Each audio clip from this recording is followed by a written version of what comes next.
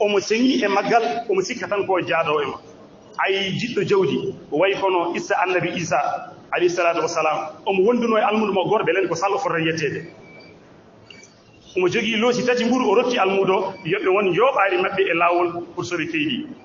be ngi ha woddi kanko o heedi ko calcal o ronki wawde munje o jaggi loosol gotol kam o fewnitima hen heddi didi amon caggal annabi isa nan yeso be ngi ha do be darotodo annabi isa bismillah joni ke addu ƴeewel goddare ni wodo no badden hen o addi loosi didi annabi isa yimo to tatabol ngol woni o yaani mi yaani ngol de annabi isa yimo so Allah haalnam ko ngol woni o wallahi mi yaani o woti o waade o wi yaani be ñaami be ngi habe jetti e nokku mo ganduda be keydi be ngala ko be ñaami be jogi ko ñaami ko be jogino ko annabi isa wi noddu lella ba biya ko yogo noto ruhullahi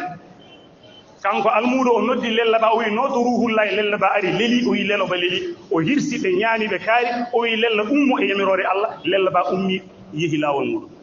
o wi mi namdori mama Allah badonda en odo nema halam lusungol to wonnati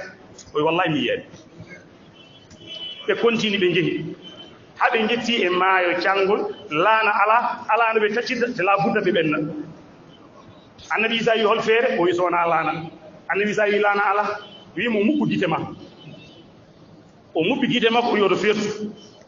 o mubbi gite de ndaw artirde gite tawbe taccibe keti o to bangi annabi isa yi be namdori ma Allah badonde en odo nema sona no Allah en taccira hangam losongol to woni wallahi mi yeey be benni be jehi ha be jetti e nokku goore be tawi ton joowe tati kange joore fo e mooli Allah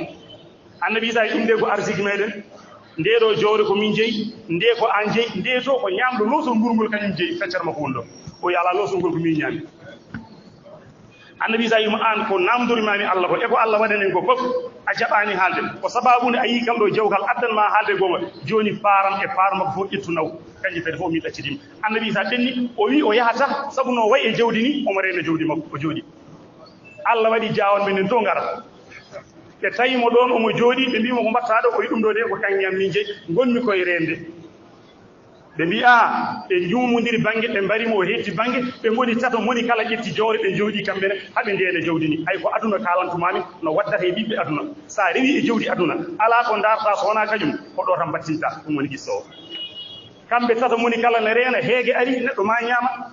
ɓe mbi ɗum ɗo gasata yo gooto e men yah ƴewone en ñamdu ngaren par ce que en ngala matériel mo nawirɗen ɗum ɗo hande dañɗen ko nawirɗen bagage men fof mbasen woppude ɗo kange men gooto yeehi sodoyde ñamdu kamɓe ɗiɗo ɓe ɓe mbi oɗo yeehi ndeɗo jowre sen battin e jowre men ɗe ɓeyɗono hewde ɓe mbi ha gonkay joni ke so addi ñamdu noon mbaren mo ƴetten jowre mo peccen ay kala ko neɗɗo dañi daiman ɓe Allah rutti aduna ɓe ɓe jiiɗa tan heftude ko jenanɓe batte e mabɓe fof ɗum woni o yeehi ɓe piɗi oɗo anniya kankone ay anniya kala ko piɗɗa artata koye ma seyna Ali wi kala ko neɗɗo waɗi kala mo asani juulɗo bandum gaska o wi kanko liɓete e gaska he kanko no yeehi Allah jolni e ɓernde makko yo soot posone e waɗa e ñamdu he so ɓe maayi kanko no ƴetta joowe ɗiɗɗe wona tati kan goto nawa